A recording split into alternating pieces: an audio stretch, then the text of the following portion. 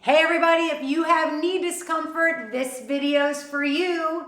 And the first thing that we're going to decide is if that knee discomfort, pain, stiffness, or tightness is actually coming from your knee. So this is the first in a three-part video. That's a tough one to say. Three-part video. They're going to be short, but first we want to see if the pain that you're having in your knee or that discomfort that you're having in your knee is actually coming from your knee. Then in the second video, I'll give you some things to alleviate that and possibly even diminish or eliminate your pain completely. And then in the third video, I'm going to give you a short sequence that you can do, a yoga sequence, to keep your legs healthy and strong and keep those knees healthy as well. So I'm Janine from Win With Yoga, and you might be wondering, why should I be listening to you? Well, I was a NC2A Division I gymnast along with being a professional dancer, so I have had my fair share of injuries, aches, and pains, including issues with my knees over the years.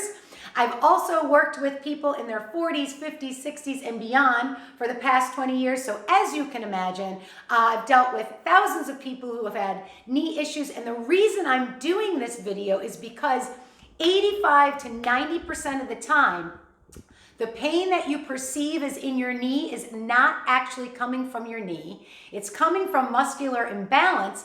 And those types of things, muscular imbalance, things that are movement mechanics or how your knee actually tracks, are things that you can change so that you can, again, alleviate that discomfort and then continue to do the things that you love to do.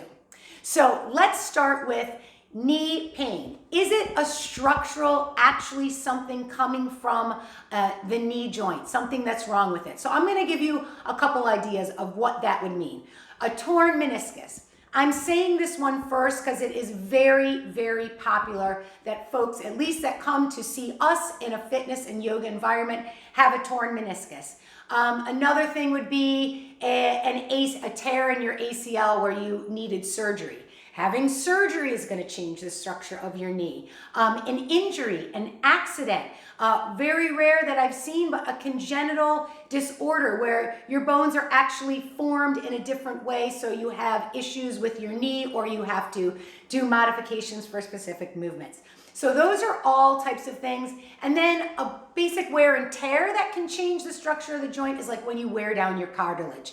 The stuff that helps the joint glide is now worn down, and you probably heard bone on bone. You get to that point and then it starts to cause pain, and then you're looking at things like knee replacements and stuff like that. But before you get there, even in these structural situations, especially with the torn meniscus, there are a lot of ways that you can learn to work with and work around it.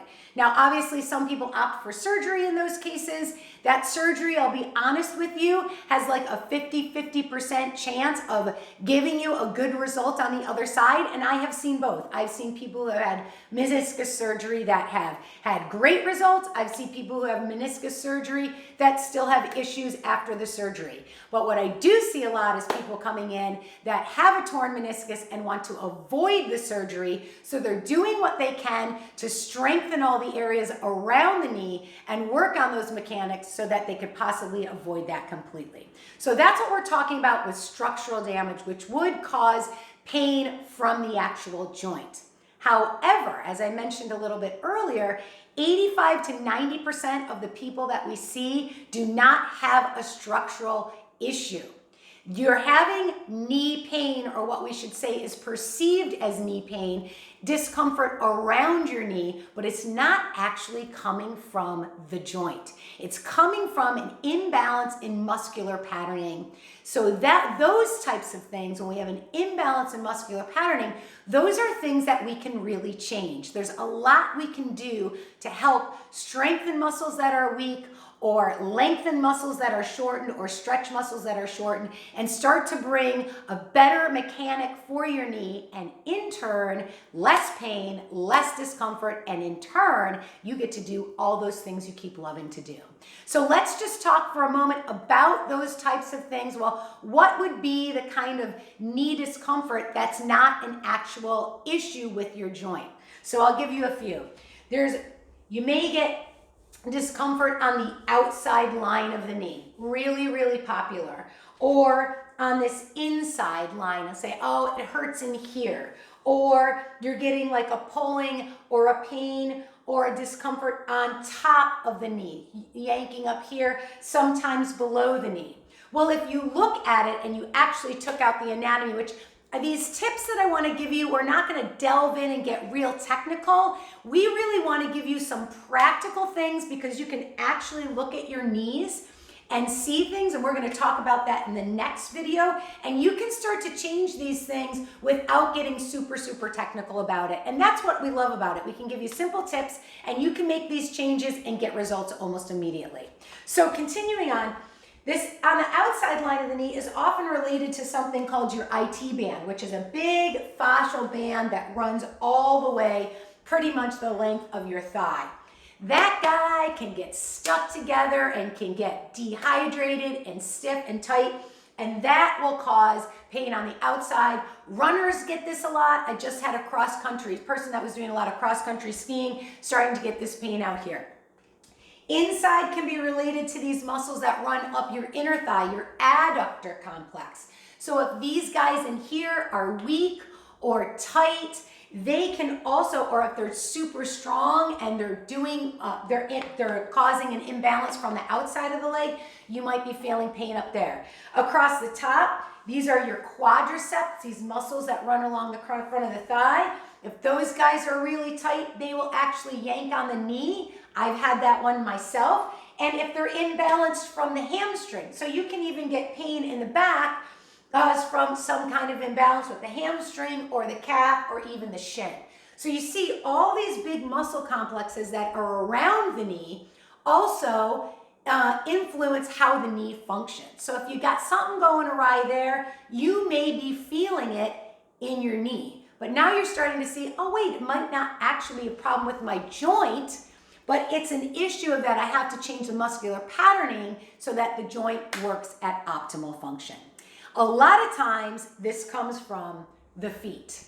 And I'm going to talk about this more in video number 2, but when you have an issue with your feet and there's huge issues with the feet, the ankles rolling in, pronating, right? You can see just as I do that, my knee starts to go in, my ankle collapse, and this gives a cascade effect right up to even hip issues and low back issues. All right?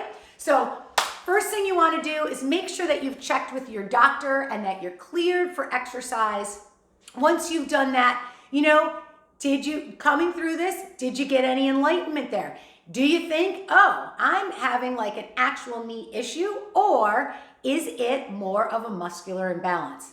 So if it is more of a muscular imbalance, we are going to join you in our second video, so stay tuned. And in that video, I'm going to talk about a bunch of the stuff I just spoke to you about, and we will start doing some very simple things that can start to correct that knee patterning or that knee alignment, and hopefully start to get you some relief like we have for lots of our clients. While you're here, make sure to hit that subscribe button and don't forget to click the bell, because then you'll be notified anytime we post one of these awesome videos. And then let me know what you thought. Did this help? Was it helpful for you? Leave a comment below. We'll make sure to respond back to you. That's it for today. Video number 2 coming along very soon, so make sure to stay tuned. Catch you real soon. Bye-bye.